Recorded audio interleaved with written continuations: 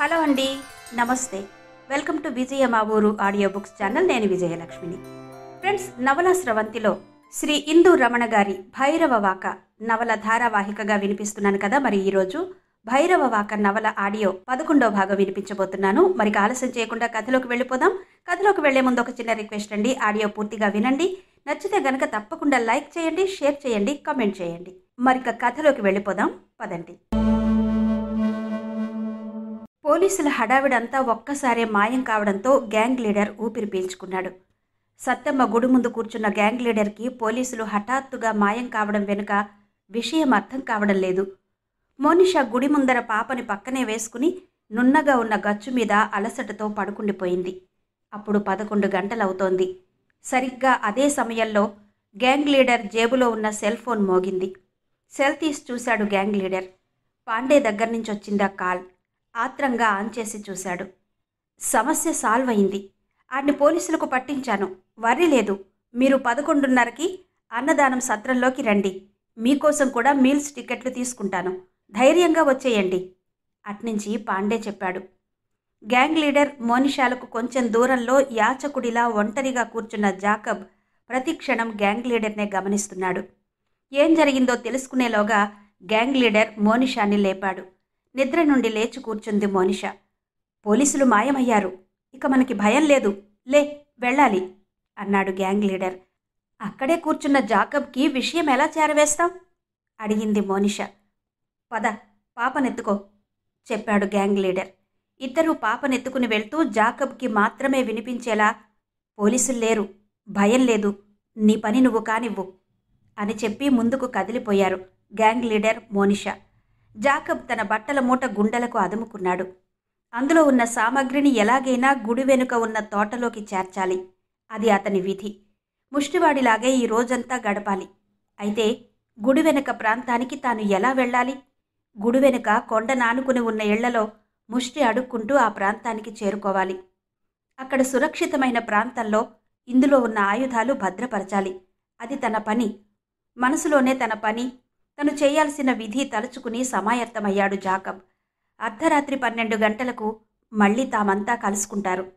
ఆ సరికి తను ఆలయం వెనుక ఉన్న తోటలో స్వామివారి ప్రసాదాలు తయారు చేసే రామానుజ కూటమి వెనుక భాగంలో సిద్ధంగా ఉండాలి. అలా అనుకుంటూనే మెట్ల మార్గంలో క్యూలైన్ల దగ్గరకు చేరుకున్నాడు జాకబ్. ఎవరికీ అనుమానం రాకుండా దారి పొడవునా కనిపించే భక్తులందరినీ యాచిస్తూ ముందుకు సాగుతున్నాడు. కొండపైన బస్సు స్టాండులో ఓ మూల కూర్చున్నారు గైడ్ పాండే, పనిపిల్ల అరుంధతి. చేతుకున్న వాచి చూశాడు. 11 గంటలు కావస్తోంది. పెద్ద గండం తప్పింది. దేవాలయాన్ని విధ్వంసం నుండి కాపాడగలిగాడు. ముఖ్యంగా తమ ఇన్నాళ్ల పథకం విచ్ఛిన్నం కాకుండా చూడగలిగాడు. పోలీసుల బెడద తప్పింది. తీవ్రవాదుల పీడ వదిలింది. ఈ రాత్రి తమ కోర్కె నెరవేరబోతోంది. 6 నెలల కల. 6 నెలలు తాను మోనిషా ఎన్ని ఇబ్బందులు పడ్డారు, ఎన్ని ఇక్కట్లు పడ్డారు. కానీ ఈ సమయంలో అరుంధతి జత కలిసింది. పూర్వజన్మ సుకృతమో గత జన్మ బంధమో కాని తానీ అరుంధతిని ఎలా కాపాడాలి, ఎక్కడుంచాలి? తమతో దోపిడికి తీసుకువెళ్లడం ఎంతవరకు సమంజసం? అనుభవం లేని పనిలో ఈమెని తనతో పాటు తిప్పుకోగలడా? ఏదైనా జరగరానిది జరిగితే ఇప్పుడేం చెయ్యాలి? పనిపిల్లని పాత్రో కుటుంబం దగ్గరకు చేరిస్తేనో? ఎలా? పాత్రో కుటుంబంతో చేర్చడమే మంచి పని. లేదా గ్యాంగ్ లీడర్ ఈమెను తమతో ఉండనివ్వడు. ఈమె వలన ఎలాంటి ప్రమాదమైనా సంభవించవచ్చునని భయపడతాడు. అతని భయం నిజం కూడా కావచ్చు. ఇంతవరకు తన మీద అభిమానంతో, ప్రేమతో తన వెంట ఉన్న అరుంధతికి తమ పథకం విషయం తెలియదు. కేవలం తనతో పాటు తిరుగుతోంది. తీవ్రవాదిని తాను చూసింది. ప్రజల కోసం, భక్తుల కోసం, ప్రాణాలు నిలపడం కోసమనే ఆమె అనుకుంది. అందుకే రెండో తీవ్రవాదిని పట్టించి ఇచ్చిన వరకు అయోమయంగానే తనతో తిరిగింది. ఇక ముందు తను చేయబోయే పని, కలవబోయే వ్యక్తులను చూస్తే, ముఖ్యంగా మోనిషాని చూస్తే అరుంధతి గుర్తుపడుతుంది. అప్పుడు ఆ క్షణం అరుంధతి ముందు తను నిలవగలడా? ఇప్పుడే చెప్పేయాలి. ఎస్, చెప్పేయాలి. తను ఎవరు, ఏం చేస్తాడో అరుంధతికి మొత్తం చెప్పేయాలి. పరిపరి విధాల ఆలోచిస్తూ కూర్చున్నాడు పాండే. ఏంటి ఆలోచిస్తున్నారు అడిగింది అరుంధతి. నీ గురించే చెప్పాడు నిర్లిప్తంగా. ఏముంది, ఈరోజు దైవ దర్శనం కాగానే ఇద్దరం మీ ఊరు వెళ్తాం, మీ వాళ్లకు చెప్పి పెళ్లి చేసుకుంటాం చెప్పింది అరుంధతి. నాకు నా అనేవాళ్ళెవరూ లేరు అన్నాడు పాండే. నాకు కావలసిన వారెవరూ లేరు, చిన్నప్పటి నుండి పెంచిన పాత్రో కుటుంబం తప్ప అంది అరుంధతి. ఆమె కంఠంలో బాధ స్పష్టంగా ధ్వనించింది. నీకో విషయం చెప్పాలి అన్నాడు పాండే. చెప్పండి, మిమ్మల్ని నమ్మాను, నా సర్వస్వం అర్పించాను, ఇక చావైనా బ్రతుకైనా మీతోనే కదా అంది అరుంధతి దీనంగా. నేను దొంగని అంటూ ఆగాడు పాండే. తెలుస్తూనే ఉంది నవ్వుతూ అంది అరుంధతి. హాస్యం చెయ్యకు, నిజమే చెబుతున్నాను. నేను అంతర్జాతీయ దొంగల ముఠాలో సభ్యుణ్ణి. గత 6 నెలలుగా ఇదే ఊర్లో మారువేషంలో ఇక్కడ గైడ్ అవతారం ఎత్తి తిరుగుతున్నాను. ఊరికే కాదు, ఈ ఊరి పూర్వాపరాలు, పరిస్థితులు, దేవాలయంలోని రహస్యాలు, దారులు, మేము పారిపోవడానికి, దోపిడీ చేయడానికి తెలుసుకోవలసిన మార్గాల కోసం అన్వేషిస్తూ అవలోకనం చేసుకుంటూ ఈ 6 నెలలుగా ఇక్కడ తిరిగాను చెప్పాడు పాండే. ఆశ్చర్యంగా గైడ్ పాండే కళ్ళలోకి చూస్తూ కూర్చుంది అరుంధతి. పాండే చెబుతున్నది ఏది ఆమెకు అర్థం కావడం లేదు. అంతా సినిమా కథలా వింతగా ఉంది.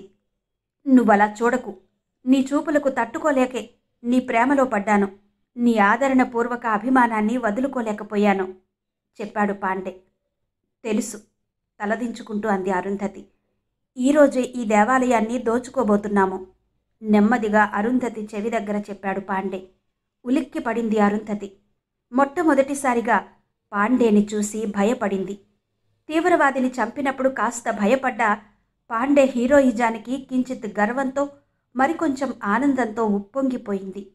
కానీ ఇప్పుడు కొన్ని కోట్ల మందికి ఆరాధ్య దైవమైన చందనస్వామిని దోచుకోబోతున్నామని చెప్తున్న పాండే ఘటికుడా, కిరాతకుడా, మనిషేనా, రాక్షసుడా? ఒక్క క్షణం రాన్పడిపోయింది అరుంధతి. తను ప్రేమించిన మగాడు మంచివాడు కాకపోవచ్చు, దుర్మార్గుడు కావచ్చు, కానీ భగవంతుడంటే భయం, భక్తి లేకపోవడం ఆమెను బాధించాయి. ఏంటి ఆలోచిస్తున్నావు? నెమ్మదిగా అరుంధతి భుజం మీద చెయ్యి వేసి అన్నాడు పాండే. నిన్ను నమ్మిన నన్ను ఏం చేస్తావోనని భయంగా ఉంది దాదాపు ఏడుస్తూనే అంది అరుంధతి. అరుంధతి? పాండే గొంతు పెగల్లేదు. నిజం కాదా? నువ్విన్ని ఉచ్చుల్లో చిక్కుకుంటే నేనేమైపోతాను? కళ్ళు తుడుచుకుంటూ అంది అరుంధతి. నిన్ను భద్రంగా పాత్రో వాళ్ల దగ్గరకు చేరుస్తాను. ఈ గొడవలన్నీ సద్దుమణిగాక నేనే వచ్చి నిన్ను తెచ్చుకుంటాను. అప్పుడు ఈ గొడవలు, ఈ దొంగతనాలు అన్నీ వదిలేసి హాయిగా బ్రతుకుదాము చెప్పాడు పాండే. ఏ మొహం పెట్టుకుని వాళ్ల దగ్గరకు వెళ్ళమంటావు? సిగ్గుతో ఏ నూతులోనో గోతులోనో పడి చావనైనా చస్తాను గాని మళ్ళీ ఇప్పుడు ఈ సమయంలో వాళ్ల మొహం చూడగలనా అంది అరుంధతి. అరుంధతి మాటలు వింటూనే గతుక్కుమన్నాడు పాండే. ఈ పరిస్థితుల్లో తనని ఎలా, ఎక్కడుంచాలి? గ్యాంగ్ లీడర్ అప్పుడే తనని వదిలించుకోమన్నాడు. తను తన ప్రాణమని చెప్పాడు. ఆమె వలన మన పథకం పాడైతే సహించేది లేదని ముందే హెచ్చరించాడు గ్యాంగ్ లీడర్. ఆ పరిస్థితి రాదని తను వాదించాడు. ఇప్పుడు తనేం చెయ్యాలి? ఏం చెయ్యగలడు? మరో గంటలో అందరం అన్నదాన సత్రంలో కలవాల్సి ఉంది. రాత్రికి ఎవరు ఎక్కడ కలవాలో మాట్లాడుకోవాల్సి ఉంది. అంతా ఒక్క ముక్కలో కోడ్ భాషలో ఎవరికీ అర్థం కాకుండా చర్చించుకుంటారు. అప్పుడు అరుంధతి గురించి ఏం చేద్దామంటే ఏం చెప్పాలి? ఎలా? పాండేకి తల గిర్రున తిరుగుతోంది. అరుంధతి తమ పథకానికి ఆటంకమవుతుందా? చందన్పురి స్టేషన్ ఎస్ఐకి మహదానంగా ఉంది. భయంకరమైన విపత్తు తప్పిపోయినందుకు, అనుక్షణం టెన్షన్కి గురిచేసిన పై అధికారుల బోట్ల చప్పుడు చప్పున మాయమైనందుకు మంచి హుషారుగా ఉంది. అప్పటికి సమయం 11 గంటలు దాటి 12 అవుతోంది. మిట్ట మధ్యాహ్నం. స్టేషన్లో రిలాక్స్డ్గా కూర్చున్నాడు. ఓయ్ 405, రైటర్ని రమ్మను. హుషారుగా సిగరెట్ వెలిగిస్తూ కేకేశాడు ఎస్ఐ. ఎస్ సార్ వినయంగా అభివాదం చేసి పరుగున రైటర్ గదిలోకి వెళ్ళాడు కానిస్టేబుల్. అంతే, గాభరాగా రైటర్ పరుగున వచ్చి ఎస్ఐ ముందు నిలుచున్నాడు. సార్ పిలిచారా? వినమ్రంగా అన్నాడు. ముష్కర లంపటం వదిలింది, నీకు ప్రశాంతంగా అనిపించటం లేదా? ఆనందంగా అన్నాడు ఎస్ఐ. టెన్షన్ ఏంటి సార్, స్టేషన్లో గుండెలు అదిమి పట్టు కూర్చున్నాను చెప్పాడు రైటర్. నీకునా అన్నాడు ఎస్ఐ. మావోయిస్టుల్లాగా మన స్టేషన్ మీద పడి ఏ రూపంలో దాడి చేస్తారోనని తెగ భయపడ్డాను. ఒక్కడే బిక్కుబిక్కుమని ఉన్నాను చెప్పాడు రైటర్. రైటర్ అమాయకత్వానికి ఎస్ఐకి నవ్వాగలేదు. తీవ్రవాదులు మానవత్వం లేని మనుషులు. వాళ్ళు జనసంచారం లేని చోట ఏ అఘాయిత్యం చెయ్యరు. అయినా నీ వెర్రిగాని అంతర్జాతీయ తీవ్రవాదులు వీళ్ళు. మన దేశ ప్రజల్ని భయభ్రాంతులు చేసి భారతావని గుండెల్లో చిచ్చు రగల్చాలన్నది వీళ్ల కుట్ర. వాళ్ళకి వీళ్ళకి యోజనాలు తేడా చెప్పాడు ఎస్ఐ. ఏమో సార్, నా భయం నాది. 2 పెళ్ళాలు 4 ఆడపిల్లలు. ఎవరికి ఇంకా పెళ్లి కాలేదు. నేను పోతే వాళ్ళకి దిక్కెవరు సార్? సాధారణంగా అన్నా అతని కళ్ళలో ఇంకా భయం పోలేదు. చచ, అలాంటి మాటలు మాట్లాడతావే? మన ఉద్యోగ ధర్మం మనం నెరవేర్చాలి. ఆ పైన భగవంతుడే ఉన్నాడు. సరి స్టేషన్లో టెన్షన్ పెట్టే కేసులేవి లేవు కదా అడిగాడు ఎస్ఐ. కోనేరు దగ్గర కుర్రాడి శవాన్ని పోస్ట్ మార్టంకి పంపించాం సార్. పాప మిస్సింగ్ కేసు. ఆంజనేయ స్వామి గుడి దగ్గర లేడీ శవం పంచనామా జరిపి దహన సంస్కారాలకు శవాన్ని దేవస్థానం శానిటరీ డిపార్ట్మెంట్కి అప్పగించాము.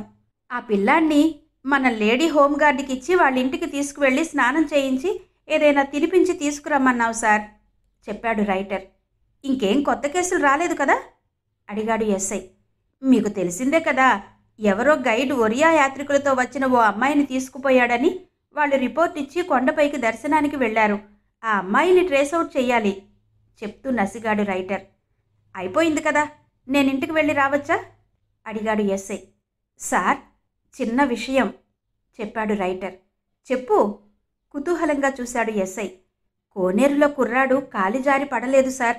కుర్రాడి మెడ మీద గోళ్ల రక్కులు, మెడ పిసికినట్టు ఉబ్బి ఉంది చెప్పాడు రైటర్.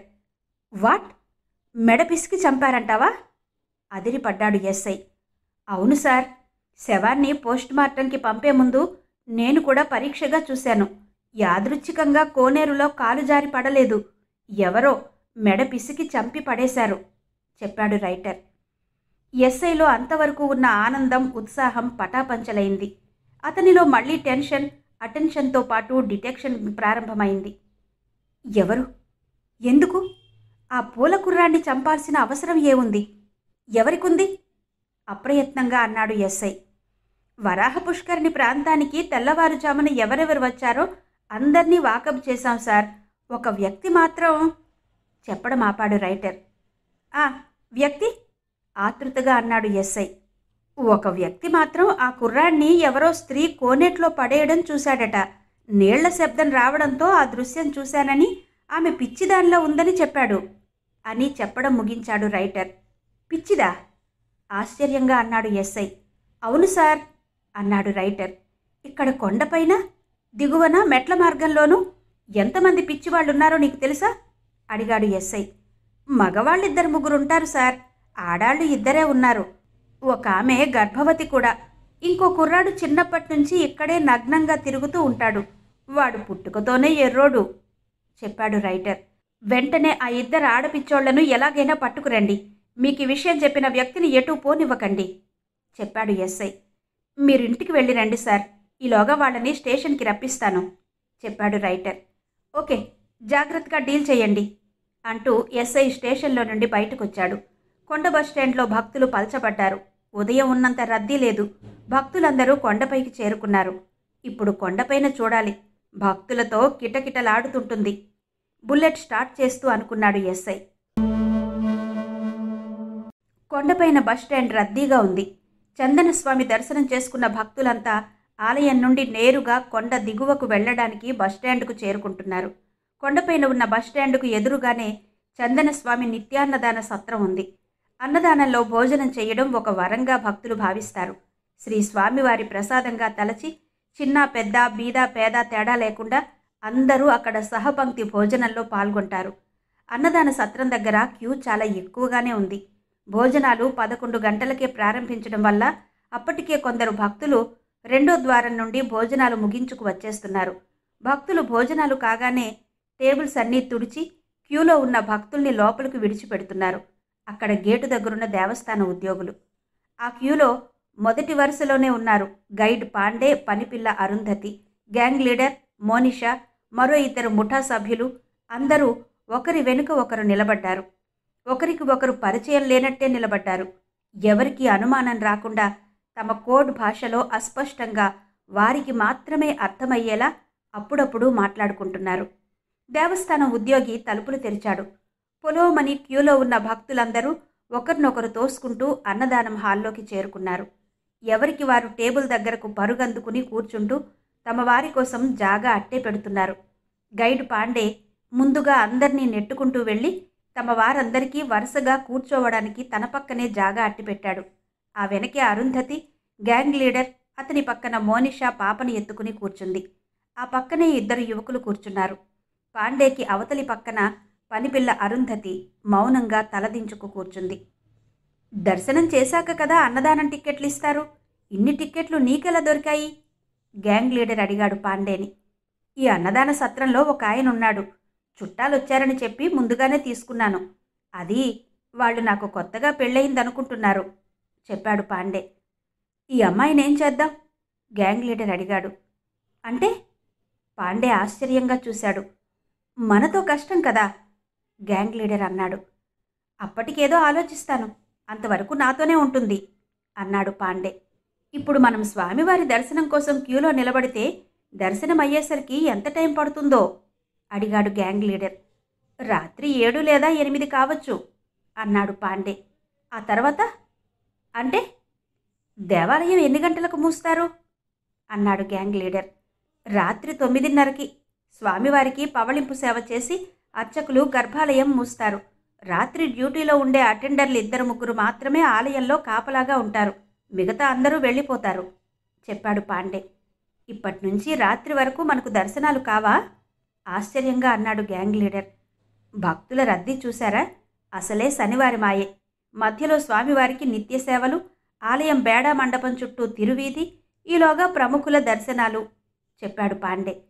నిత్యం ఇలాగే జరుగుతుందా? ప్రతిరోజు దేవాలయం ఎన్ని గంటలకు తెరుస్తారు అడిగాడు గ్యాంగ్ లీడర్. వేకువజామునే 3 గంటలకు స్వామివారికి సుప్రభాత సేవతో మేలుకొలుపుతారు. 3:30కి అవకాశ దర్శనాలయ్యాక తెల్లవారుజామున 5 గంటలకు ఆరాధన చేస్తారు. ఉదయం 7 గంటల నుంచి భక్తులందరూ స్వామివారి దర్శన భాగ్యం కలుగుతుంది. ఉదయం 9:30 నుండి 10:30 వరకు స్వామివారికి నిత్య కళ్యాణం నిర్వహిస్తారు. మళ్ళీ 11:30కి స్వామికి నివేదన జరిగాక మధ్యాహ్నం 12:30 తర్వాత తిరిగి భక్తులకు స్వామివారి దర్శన భాగ్యం కలుగుతుంది. 2:30కి స్వామివారి పవళింపు సేవ అయ్యాక 3 గంటల నుండి రాత్రి 7 గంటల వరకు దర్శనాలు సాగుతూ ఉంటాయి. 7 నుంచి 8:30 వరకు స్వామికి ప్రత్యేక ఆరాధన చేసి నైవేద్యం పెట్టాక 8:30 నుండి రాత్రి 9 వరకు చివరిగా క్యూలో ఉన్న భక్తులకు స్వామివారి దర్శన భాగ్యం కలిగించి 9 గంటలకు స్వామివారికి పవళింపు సేవ నిర్వహించి గర్భాలయం తలుపులు మూస్తారు. రాత్రి 10 గంటలకల్లా దేవాలయమే కాదు, కొండపైన ఉన్న ఊరు, దేవాలయం ప్రాంగణం అంతా నిర్మానుష్యమైపోతుంది. పక్షుల కిలకిలలు, నక్కల అరుపులు అప్పుడప్పుడు వినిపిస్తూ ఉంటాయి. చిట్ట చివరిగా కొండపై నుండి కొండ బస్సు 10 గంటలకు దిగుతుంది. తనకు తెలిసిందంతా భోజనం చేస్తూనే చెప్పాడు పాండే. అంతా విన్న వాళ్ళకి ఒక భక్తుడు మరో భక్తుడికి స్వామివారి వేళలు, సేవలు వివరించినట్టే ఉంటుంది. అందులో గూఢార్థం వారికి తప్ప వేరొకరికి అర్థం కాదు. అయితే మన ఆపరేషన్ 12 గంటలకు ప్రారంభమై 2 గంటలకల్లా పూర్తయిపోవాలి. చాలా నెమ్మదిగా పాండే చెవిలో చెప్పాడు గ్యాంగ్ లీడర్. ఇద్దరూ లేచి వాష్ బేసిన్ కొరకు అన్నదానం సత్రం మెట్లు దిగుతూనే తీవ్రంగా ఆలోచిస్తున్నారు. ఆ సరికి మిగతా వారు కూడా భోజనాలు ముగించుకుని సత్రం నుండి బయటకొచ్చారు. అయితే గ్యాంగ్ లీడర్ మోనిషాలకు ఎదురుగా ఒక జంట భోజనం చేస్తూ మోనిషాని, మోనిషా చేతిలో పాపని చూస్తూనే ఉంది. ఆ జంట భోజనం చేయడం మానేసి మోనిషా చేతిలోని పాపనే పరిశీలనగా చూస్తూ కూర్చున్నారు. వాళ్లే పాప తల్లిదండ్రులు. పోలీసులు చెప్పిన ప్రకారం కొండపైకి చేరుకుని ప్రతి క్యూలోనూ, ప్రతి ద్వారం దగ్గర, ప్రతి సత్రంలోనూ తమ పాప కోసం వెతుకుతూ వస్తున్నారు. మోనిషా భోజనం ముగించి పాపని ఎత్తుకుని వెళ్ళిపోవడం చూసిన ఆ జంట గభాలున లేవబోయారు. మీరు భోజనం చెయ్యండమ్మా, అలా దిక్కులు చూస్తారే? దేవస్థానం ఉద్యోగి ఆ జంటను ఉద్దేశించి అనేసరికి ఇక తప్పదని 2 ముద్దలు గబగబా కలుపుకుని తిన్నామన్నట్టు తిని గభాలున లేచి బయటకొచ్చారు. అప్పటికే మోనిషా, గ్యాంగ్ లీడర్, పాండే, అరుంధతి, మిగిలిన 2 యువకులు ఎవరి దారిన వారు వెళ్ళిపోయారు. అందరూ ఎవరి మట్టుకు వారు విడిపోయే ముందు రాత్రి ఎక్కడ కలవాలో, ఎవరు ఎక్కడి నుండి బయలుదేరాలో, ఏ సమయంలో పని ప్రారంభించాలో చర్చించుకుని విడిపోయారు. పాపని ఎత్తుకుపోయిన ఆమె కనిపించేసరికి ఆ దంపతులు బాధతో విలవిలలాడిపోయారు. ఆ పాపే తమ పాపని రూఢి చేసుకున్నారిద్దరు. అన్నదానం సత్రంలో భోజనం చేసిన వాళ్లంతా కింద బస్టాండ్కి వెళ్లడానికి కొండపైన బస్టాండ్లో ఉన్న బస్సు ఎక్కుతున్నారు. సత్రం నుండి బయటకు వచ్చేసరికి ఒక బస్సు వెళ్ళిపోయింది. కొంపదీసి ఆ బస్సులో వాళ్ళు వెళ్ళిపోయారా? ఈ ఆలోచనతో ఆ దంపతుల్లో కలగడంతోనే పరుగు పరుగున వెళ్ళి రెండో బస్సు ఎక్కారు. ఎక్కిన క్రిందకు చేరుకుని పోలీస్ స్టేషన్లో చెప్పాలి అనుకున్నారిద్దరు. ఒకవేళ మనం కిందికి వెళ్లేలోగా వాళ్లే ముందుగా బస్సు దిగి వెళ్ళిపోతేనో? పాప తల్లి ఏడుస్తూ భర్తతో అంది. అవును, అది నిజమే అంటూ జేబులో ఉన్న సెల్ ఫోన్ తీసి స్టేషన్కి ఫోన్ చేశాడు పాప తండ్రి. జరిగిందంతా చెప్పి, ఇప్పుడు కొండ దిగుతున్న బస్సులో కడుపుతో ఉన్న ఒక ఆడమనిషి పాపని ఎత్తుకుని వస్తోందని, ఎలాగైనా ఆ భార్యాభర్తల్ని పట్టుకుని స్టేషన్లో ఉంచమని, వెనక బస్సులో తాము వస్తున్నామని చెప్పాడు పాప తండ్రి. అవతల నుంచి అలాగే అన్న సమాధానం రావడంతో అతను హాయిగా ఊపిరి పీల్చుకుని ఆ విషయం ఏడుస్తున్న భార్యకు చెప్పాడు. ఇద్దరూ గాభరాగా బస్సు ఎక్కారు. బస్సు కిక్కిరిసిపోయింది. నెమ్మదిగా కదిలింది కొండబస్సు. కొండబస్సు ఎంత వేగంగా క్రిందకు దిగుతుందానని ఆతృతతో ఆందోళనతో కూర్చున్నారు పాప తల్లిదండ్రులు. తృప్తిగా భోజనం చేసి పడుకున్నాడు ఎస్ఐ. అప్పుడే ఇంటికొచ్చాడు. ఉదయం నుండి పడ్డ శ్రమకి శరీరం అలసిపోయింది. భోజనం చేస్తూనే మంచం మీద వాలిపోయాడు. ఇంతలో ఫోన్ రింగ్ అయింది. ఫోన్ రింగ్ వినిపిస్తోంది. అయినా లేవబుద్ధి కాలేదు ఎస్ఐకి. అవతల ఎవరో ఫోన్ ఎత్తారు. మాట్లాడుతున్న భార్యామణిని అతని మనోనేత్రం గమనించింది. మగత నిద్రలోనే భార్య గొంతు వింటూ నిద్రలోకి జారుకున్నాడు ఎస్ఐ. ఏవండి, ఏవండి? ఆతృతగా భార్య కుదిపి లేపేసరికి ఉలిక్కిపడి లేచాడు ఎస్ఐ. పాప మిస్సింగ్ కేసు గురించట రైటర్ ఫోన్ చేశాడు, చెప్పింది భార్యామణి. కళ్ళు నులుపుకుంటూ గోడ గడియారం కేసు చూశాడు. 1 గంట దాటి 2 అవుతోంది. తప్పదు, లేవక తప్పదు. పని పాటు ఉండదు, క్షణం తీరిక ఉండదు. ఎప్పుడు ఇల్లు కాలుతాయో, ఎప్పుడు ఫైర్ ఇంజన్ మ్రోగిద్దామా అని ఎదురు చూసే ఫైర్ ఇంజన్ ఉద్యోగం అయిపోయింది. ఏం చేస్తాం అనుకుంటూనే గబగబా తయారై బయలుదేరాడు ఎస్ఐ. స్టేషన్లో పాప తల్లిదండ్రులున్నారు. నేరుగా వెళ్ళి తన సీట్లో కూర్చున్నాడు ఎస్ఐ. Writer SI గదిలోకొచ్చాడు. ఏమైంది అడిగాడు ఎస్ఐ. పాపనెత్తుకెళ్లిన ఆమెని వీళ్ళు చూశారట సార్. పట్టుకుందామనుకునేలోగా మిస్ అయ్యారట. కొండ బస్సులో కిందకు దిగుతున్నారంటే ఒక కానిస్టేబుల్ను తీసుకుని నేనే స్వయంగా వెళ్ళి బస్సు చెక్ చేశాను.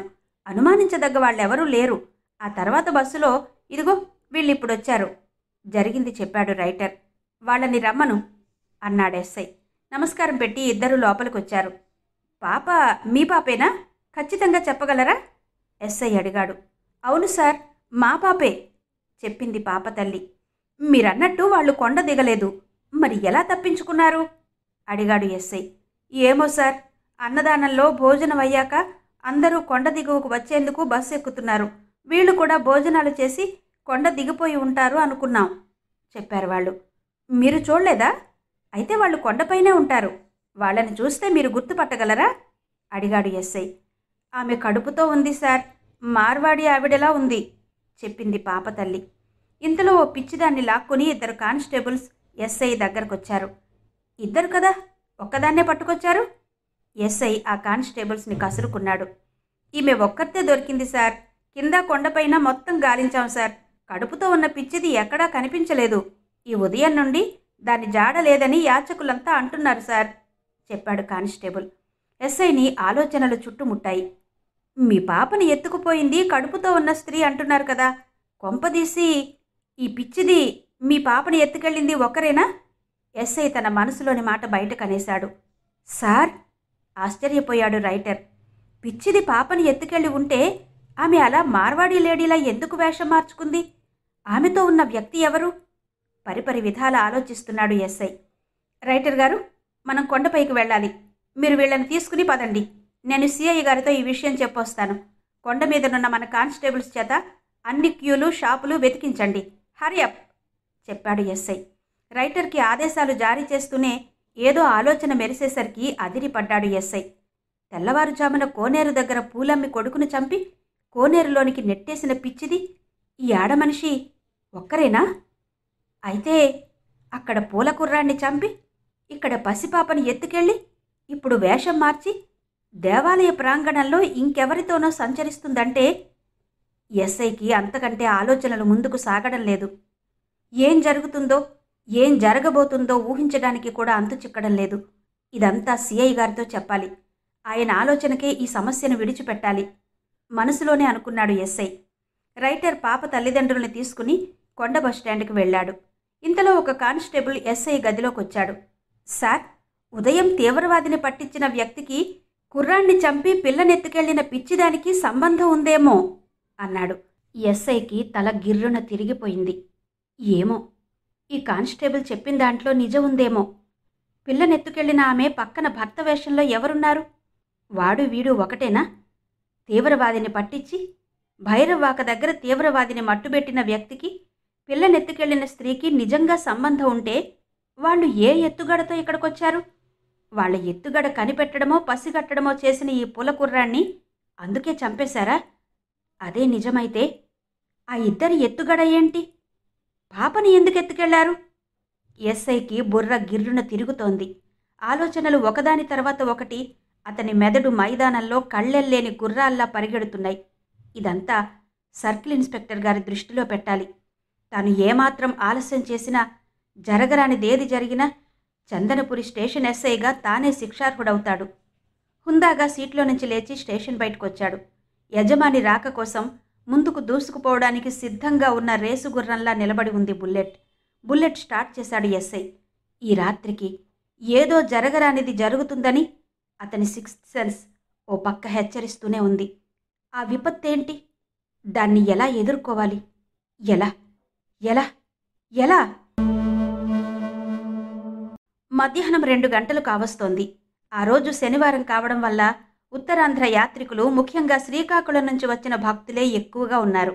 సాధారణంగా చందనస్వామికి ఒరిస్సా, శ్రీకాకుళం, విజయనగరం, విశాఖపట్నం జిల్లాల ప్రజలే ఎక్కువగా దర్శనానికి వస్తారు. శనివారం స్వామికి వేలిమి రోజు కావడం వల్ల వ్యవసాయ కూలీలు, రైతులు, జాలర్లు, ఒరిస్సా ప్రజలు ఎక్కువగా వస్తారు. ఆదివారం నాడు మాత్రం విశాఖ నగరం నలుమూలల నుంచే కాక ఇతర ప్రాంతాల నుండి కూడా ఎక్కువగా ఉద్యోగులు, బడా వ్యాపారులు వస్తుంటారు. ఇసుకేస్తే రాలని భక్తుల రద్దీలో 100 రూపాయల టికెట్ క్యూలో పాత్రో, కుటుంబ సభ్యులు ఉన్నారు. 30 రూపాయల క్యూలో పాండే, అరుంధతి ముందు వరుసలో నిలబడ్డారు. ఆ వెనకే గ్యాంగ్ లీడర్ మోనిషా, 2 యువకులు నిలబడ్డారు. రాత్రి ఆఖరు వరకు దర్శనం క్యూలో ఫాలో అవ్వాలన్నది గ్యాంగ్ లీడర్ ఆలోచన. చివరి వరకు క్యూలో ఉంటే తమని ఎవరూ అంతగా పట్టించుకోరు. అది కాక దేవాలయంలో ప్రతి అంగుళం క్షుణ్ణంగా పరిశీలించవచ్చు. అయితే భక్తుల రద్దీ ఎక్కువ కావడం వలన దర్శనాలు జోరుగా సాగడం లేదు. మధ్య మధ్య స్వామివారికి నిత్య సేవల కోసం దర్శనాలు నిలుపుదల చేస్తున్నారు. సమయంలో సంగీతంలా విఐపీల తాకిడి. ప్రతి అరగంటకి ఎమ్మెల్యేలు, ఎంపీలు, మంత్రులు, ఈలోగా అధికారులు, జడ్జీలు ఒకరేంటి ఒకరి తర్వాత ఒకరు గుంపులు గుంపులుగా దర్శనానికి వస్తున్నారు. విఐపీల దర్శనాల వల్ల క్యూలు ముందుకు సాగడం లేదు. పాత్రో కుటుంబమంతా మధ్యాహ్నం భోజనం కూడా చెయ్యలేదు. వేగంగా స్వామివారి దర్శనం చేసుకుంటే రాత్రికి ఏదైనా ట్రైన్ పట్టుకుని వెళ్ళిపోవచ్చన్నది పాత్రో ఆలోచన. అయితే ఆ విషయం ఎవరికీ చెప్పలేదు. దర్శనం అయ్యేసరికి ఎంత టైం పడుతుందో ఎవరికి తెలుసు? క్యూలో నిలబడ్డ పాత్రో తల్లిదండ్రులు మాత్రం ఆకలికి తట్టుకోలేక నీరసంతో నిలబడ్డారు. పిల్లలు సరే క్యూకి ఒక పక్కన తినుబండారాలు అమ్ముతున్నారు. గారెలు, బోండాలు. మరోపక్క స్వామివారి ప్రసాదం పులిహోర, చక్ర పొంగలి, దద్దోజనం, పొంగలి అమ్ముతున్నారు. అందరికీ పులిహోర పొట్లాలు కొనిచ్చాడు పాత్రో. తనకే ఆకలిగా ఉంటే పిల్లలు, ముసలివాళ్లు తట్టుకోగలరా? అప్పటికే 2 గంటలు దాటి 3 గంటలవుతోంది. దర్శనాలు చూస్తే సరిగ్గా జరుగుతున్నట్టు లేదు. క్యూ గంటకి, అర్ధగంటకి నెమ్మదిగా 2 అడుగుల చొప్పున కదులుతోంది. గాలిగోపురం దాటి ఇంకా ఆలయ ప్రాంగణంలోకి అడుగు పెట్టలేదు. ఆలయం ఉత్తర ద్వారం దగ్గర బయట పెద్ద పందిరి వేశారు. ఆ పందిరి కిందే 3 క్యూలను పాము మెలికల్లా, పద్మవ్యూహంలా క్యూలు అన్ని మెలికలు తిప్పారు. 10 రూపాయల క్యూ, 30 రూపాయల క్యూ, 100 రూపాయల క్యూ, 3 పక్కపక్కనే నడిపిస్తూ గమ్మత్తుగా 3 క్యూలు ఒక పేటలా నడిపించారు. క్యూలు నెమ్మదిగా నడుస్తున్నాయి. స్వామి ఆలయ నిర్వాహకులు మైకులో భక్తులకు పలు హెచ్చరికలు వినిపిస్తున్నారు. భక్తులందరూ తమ తమ సామాన్లు భద్రపరచుకోవలెను. క్యూలో అపరిచితులు ఇచ్చిన తినుబండారాలు తినవద్దు. స్వామివారికి సమర్పించాల్సిన కానుకలు, ముడుపులు, మొక్కుబడులు హుండీలోనే వెయ్యవలెను అంటూ రకరకాల ప్రకటనలు మైకులో హోరెత్తిపోతున్నాయి. అప్పటికి 4 గంటలు కావస్తోంది. పాత్రో కుటుంబం ఉత్తర ద్వారం దాటి ఆలయ ఆవరణలోకి ప్రవేశించారు. అక్కడ స్వామివారి ఉత్సవమూర్తుల దగ్గర ఒక అర్చకుడు కొబ్బరికాయలు కొడుతున్నాడు. గర్భాలయంలో కొబ్బరికాయలు కొట్టడం అందరికీ వీలు కాదు. గర్భాలయంలో పూజలు నిర్వహించుకునే భక్తులకు మాత్రమే అక్కడ కొబ్బరికాయలు సమర్పించే అవకాశం కల్పించారు. గర్భాలయం లోపలకు వెళ్లాలంటే అష్టోత్తరం, సహస్రనామార్చనలకు ప్రత్యేకంగా అమ్మే టిక్కెట్లు కొనుక్కోవాలి. పాత్రో కుటుంబం దగ్గర కొబ్బరికాయలు లాక్కోబోయాడు అక్కడి అర్చకుడు. స్వామివారి దగ్గర కొట్టడానికి కాదా అని అడిగాడు పాత్రో. లోపలైతే ప్రత్యేక పూజా టిక్కెట్ తీసుకోవాలి చెప్పాడు అర్చకుడు. ఎక్కడ దొరుకుతాయి అడిగాడు పాత్రో. లోపల లోపల ధ్వజస్తంభం దాటాక కప్పస్తంభం ఉంటుంది, అక్కడ అమ్ముతారు చెప్పాడు అర్చకుడు. అయితే మేము లోపల పూజ టిక్కెట్లు తీసుకుంటాం చెప్పాడు పాత్రో. వాళ్ళ దగ్గర కొబ్బరికాయలు తీసుకోకుండా వదిలేశాడు ఆ పూజారి. ఉత్తర ద్వారానికి ఇంకా అవతలే క్యూలో ఉన్నారు గ్యాంగ్ లీడర్ మోనిషా, పాండే, పనిపిల్ల అరుంధతి. ఇంతలో మైక్లో వినబడ్డ అనౌన్స్మెంట్కి క్యూలో ఉన్న గ్యాంగ్ లీడర్ మోనిషా అదిరిపడ్డారు. తమ తత్తరపాటుని ఎవరూ గమనించకుండా చీర చెంగును ముసుగులాగా కప్పేసుకుంటూ ఆ ముసుగులో పాపను ఎవరూ గమనించకుండా దాచేసింది మోనిషా. మళ్ళీ అదే అనౌన్స్మెంట్ వరుసగా వినిపిస్తూనే ఉంది. ఉదయం కొండ దిగువ బస్టాండ్లో 1 ఏడాది వయస్సు గల పాపను ఎవరో ఎత్తుకుపోయారు. వాళ్ళిప్పుడు ఆ పాపను ఎత్తుకుని దైవ దర్శనం కోసం క్యూలో ఉన్నారు. మీ పక్క నిలబడ్డ స్త్రీ ఎవరైనా పాపను ఎత్తుకుని ఉంటే జాగ్రత్తగా గమనించండి. క్యూలు నిర్వహిస్తున్న వాలంటీర్లకు ఫిర్యాదు చేయండి. ఆమె గర్భవతి కూడా. గర్భవతి అయిన స్త్రీ 1 ఏడాది పాపను కలిగి ఉంటే వారిని గూర్చి మాకు తెలియచేయండి. ఇది పోలీసు వారి హెచ్చరిక అంటూ ఆ ప్రకటన పదే పదే అరగంట పాటు అన్ని మైకుల్లోనూ భక్తుల చెవులు హోరెత్తించింది. ఆ ప్రకటన వింటూనే అందరూ ఒకరినొకరు గమనించడం ప్రారంభించారు. గ్యాంగ్ లీడర్కి ముచ్చెమటలు పోశాయి. ఇప్పుడు గాని దొరికిపోతే ఇంకేమైనా ఉందా? ఇన్నాళ్ల తమ పథకం పతనమైపోదు. ఎలా? ఈ గండం నుంచి గట్టెక్కడమెలా? మోనిషాకైతే కాళ్ళు కదలడం లేదు. ఇంతవరకు గుండెల్లో గూడు కట్టుకున్న భయం శరీరమంతా వ్యాపించింది.